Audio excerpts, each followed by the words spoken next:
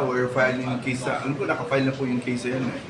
Nakita na namin tao, we have enough evidence na ito po yung bumaril. Ang tinitingnan lang namin is sino nag-mastermind at sino po nag-finance to.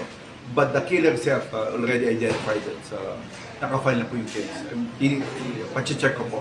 But identify na po yung tao. Ano yung ibig sabihin nito? Anong mensahe natin sa public in terms ng takbo ng kaso na ito? Medyo mabilis. Maliban po kay Daya, that's correct yung hindi pa kay Daya, pati yung pumatay dun sa party list, sa Manila, it's already solved. Wala po, pagka gumawa ng crime, hahanapin po natin, masusolve at susolve po namin. Wala pong dead man tells no tale. Lahat po masusolve. Pagka ginusto ng police, masusolve po lahat. Maraming salamat sir. Thank you, sir. Solve na si Daya, solve yun. Solve po.